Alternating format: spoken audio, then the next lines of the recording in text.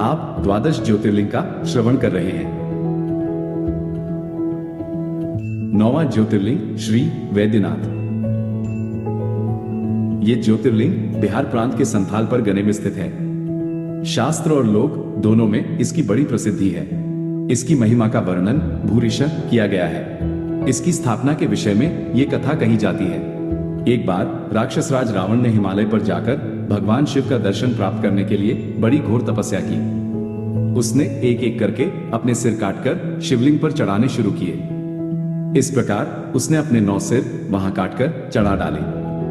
जब वह अपना 10वां और अंतिम सिर काटकर चढ़ाने के लिए उद्यत हुआ, तब भगवान शिव अति प्रसन्न और संतुष्ट होकर उसके समक्ष प्रकट हो गए। शीश काटने को उद्यत रावण का हाथ पकड़कर उन्होंने उसे वैसा करने से रोक दिया।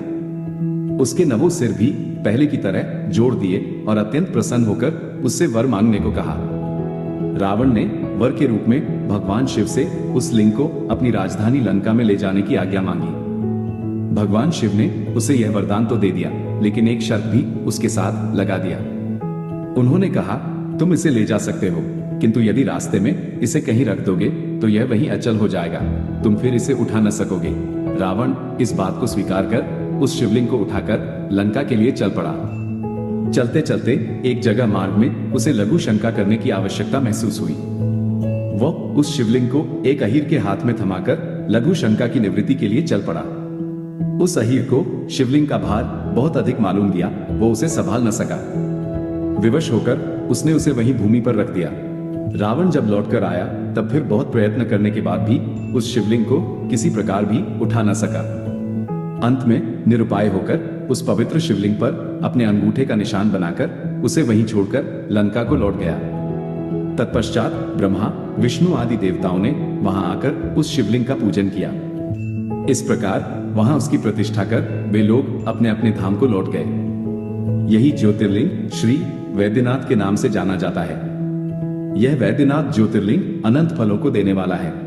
ये 11 अंगुल ऊंचा है। इसके ऊपर अंगूठे के आकार का गड़ा है। कहा जाता है कि यह वही निशान है जिसे रावण ने अपने अंगूठे से बनाया था। यहाँ दूर दूर से तीर्थों का जल लाकर चढ़ाने का विधान है। रोग मुक्ति के लिए भी इस ज्योतिर्लिंग की महिमा बहुत प्रसिद्ध है। पुराणों में बताया गया है कि जो मनुष्य इस ज्योतिर्लिंग का दर्शन करता है, उसे अपने समस्त पापों से छुटकारा मिल जाता है। उस पर भगवान शिव की कृपा सदा बनी रहती है। दैहिक, दैविक, भौतिक कष्ट उसके पास भूलकर भी नहीं आते। भगवान भूत भावन की कृपा से वह सारी बाधाओं, समस्त रोगों शोकों से छुटकारा पा जाता है। उसे परम शांतिदायक शिव धाम की प्राप्ति होती है। शिव का कृपा प्राप्त जन सारे संसार के लिए सुखदायक होता है। उसके सारे कृत्य भगवान शिव को समर्पित करके किए जाते हैं। सारे संसार में उसे भगवान शिव के ही दर्शन होते हैं। सारे प्राणियों के प्रति उसमें ममता और दया का भाव होता है। सभी भेदों में उसकी अभेद दृष्टि हो जाती है। किसी भी प्राणी के प्रति उसमें ईर्ष्या, द्वेष, वैर, घृणा, क्रोध का अभाव हो जाता है। ऐसा भक्त सदैव सभी के कल्याण और हित में लगा रहता है। भगवान शिव की भक्ति का यह अमोघ फल हमें अवश्य ही प्राप्त करना चाहिए।